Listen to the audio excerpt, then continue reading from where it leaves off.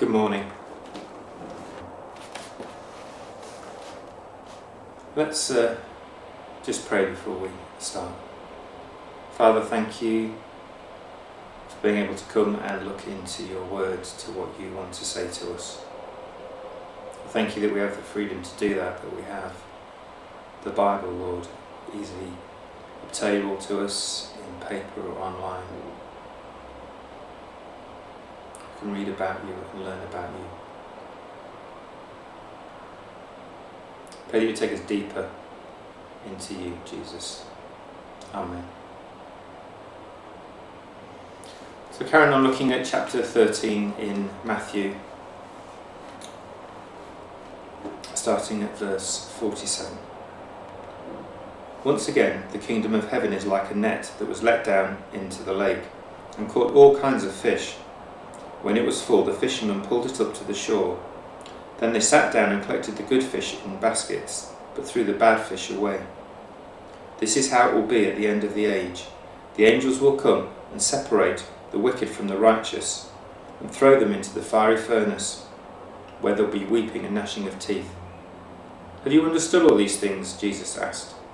Yes, they replied. He said to them, Therefore every teacher of the law who has been instructed about the kingdom of heaven is like the owner of a house who brings out of his storeroom new treasures as well as old. Amen. So this is the final parable that Jesus tells us in this chapter 13. And it's similar to one earlier in the chapter with a similar warning. Again, Jesus is declaring the kingdom of heaven is like, but this time it's like a net, a drag net. So from reading around, scholars tell us that this kind of net would have been one that would be very long with floats on the top surface of it. One end of it would be rooted close to the shore, and then a boat would take the other end of it out into the lake or into the sea, and then swoop around and then come back to the beginning. And then the fishermen on the shore would then pull it in, and it would be full of all the fish.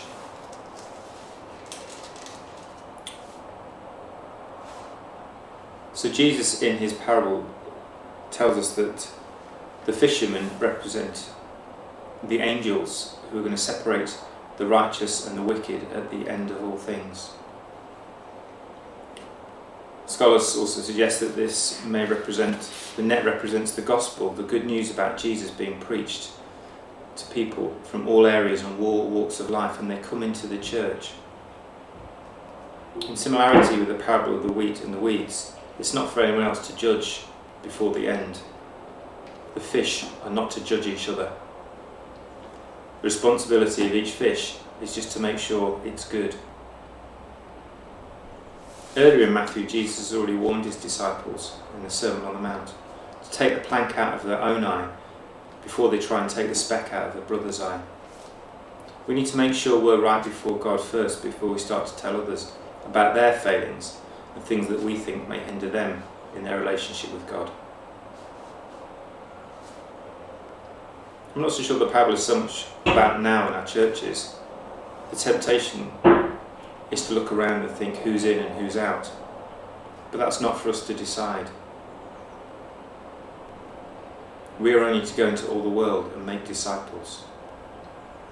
I think this relates to the end of all time, to the day of reckoning I mentioned a few days ago.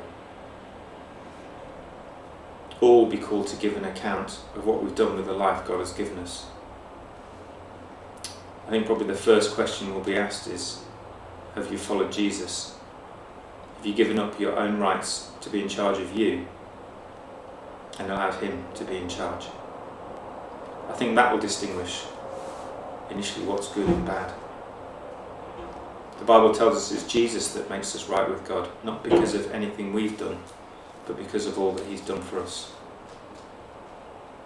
The Bible also tells us that there will be further judgment, even for those that are considered good, an evaluation before God of what they've done with the life and gifts he's given them.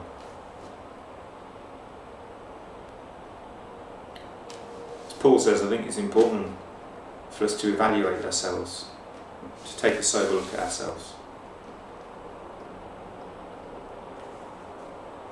And then the final bit of this that we read earlier. Jesus finishes by asking his disciples if they understand what he said, and they say yes. And then he ends with a rather cryptic verse 52. Therefore every teacher of the law who has been instructed about the kingdom of heaven is like the owner of a house who brings out of his storeroom new treasures as well as old.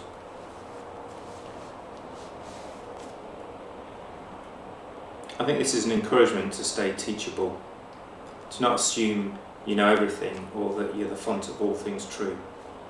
Yes, we may know lots, but often God will change things slightly and we suddenly get a whole new understanding of him, a whole new revelation. When I read that, do I think the disciples understood what he was saying to them in these stories? I suspect not. And that's because sometimes often I read them and I struggle to understand what Jesus is getting at without going into a lot more study and prayer about it. Some bits are difficult to understand, and that's where we need to ask the Holy Spirit to come and illuminate the Bible for us.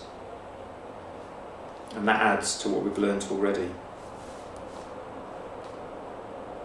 I think in verse 52, Jesus is specifically talking about the scribes and the teachers of the law, who already knew lots about the Old Testament and the Torah. And yet Jesus coming with new revelation. And he's saying that those who have that knowledge and are willing to understand and accept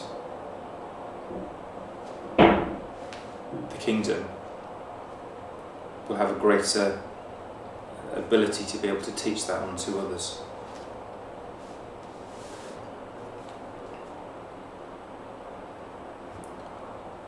So may we always seek Jesus first and foremost in our lives and seek to love and not to judge. May we stay humble and teachable, open to go wherever he leads.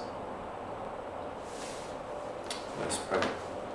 Father, thank you for your word. I thank you